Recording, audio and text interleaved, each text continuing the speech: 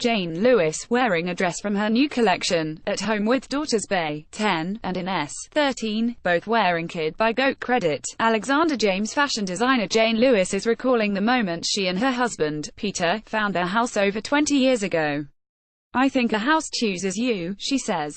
"It didn't look anything like it does now, but as soon as I stepped through the door I just knew it would be home, in the truest sense of the word.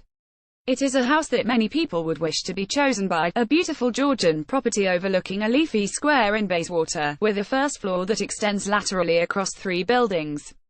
It wasn't a particularly nice area at the time," Lewis points out. "It's really changed. You hear about areas regenerating, but we've lived through it."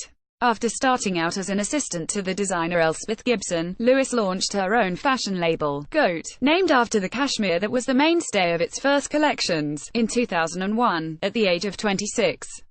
Its signature is luxurious but wearable clothes that can be worn from desk to dinner, and its best-selling shifts and tunic dresses have garnered high-profile fans including Victoria Beckham, Samantha Cameron and the Duchess of Cambridge. In the spacious double drawing room, a row of height windows overlook the garden square. The grey sofa is by BB Italia credit. Alexander James. In March, Lewis branched out with Kid by Goat, which translates the aesthetic into simple but stylish dresses for children. "It's been a long-time wish of mine," she says of the line. "I bought the name years ago, it was just so perfect. I was looking for a dress for my daughter and found myself in a style void.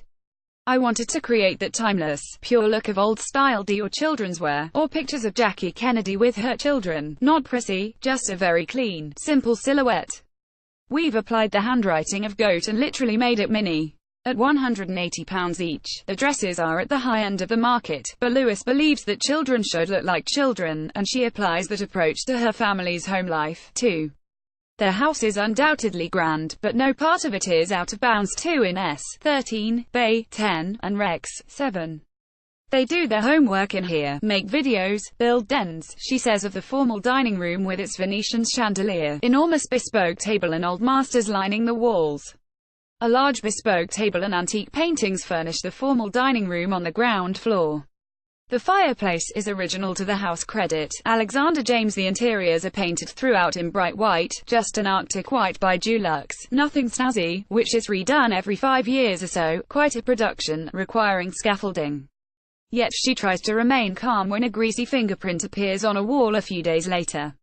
"There's nothing I can do about that, it's just life," she says. "They have to be allowed to be children, it's not their fault the house is white. I don't want them to grow up in a place where they're not allowed to touch this or use that."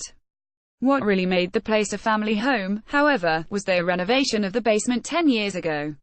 It's now a fresh, bright space with a kitchen, a dining table and a sitting area that opens onto the garden. "We made this a much bigger space as our family expanded," says Lewis. "We've grown up in this house, adapted it to our needs. This is a proper family room, it's been knocked, played in, banged about." A cream Maxall 2 sofa is paired with vintage 1930s chairs found at Valerie Wade on Fulham Road credit. Alexander James. It's also a good example of her flair for juxtaposing old and new. The sleek Bulther-up kitchen teamed with an antique mirror, old paintings, and her favorite recent acquisition, a black 1950s Swedish chest bought from antique dealer Les Trois Garçons. Upstairs, a book-lined study accompanies the dining room on the ground floor, and is the one room that is painted a dark color. "It's one of my favorite little spots," says Lewis. "I love books, they're like part of the family." From there, stairs lead up to the first floor and the house's double whammy of a drawing room, 2 cavernous, lofty-ceilinged spaces with 5 sets of height windows looking onto the treetops of the square. "When we found it, the ceilings had been lowered, the rooms had been partitioned and there was a revolting mezzanine over the stairwell," says Lewis. "The people who lived here before had decreased the volume, so we just opened it up and reinstated what had been there earlier." The Art Deco desk in the study was one of Lewis' first purchases for the house credit. Alexander James' dark-stained reclaimed parquet flooring contrasts with the white walls, making a chic backdrop for 2 seating areas defined by oversized sofas, cream and crisp Maxall 2 at one end, grey and loungy BB Italia at the other, and Lewis' collection of vintage lamps and tables. It all looks perfect, but Lewis will never consider it finished, and enjoys hunting for her next additions. Currently, a shade for the lamp she has just bought for the drawing room, and new dining chairs for the kitchen. My taste changes. I would nt feel comfortable in a house that was just, she clicks her fingers, done. A house grows with you, it's a work in progress.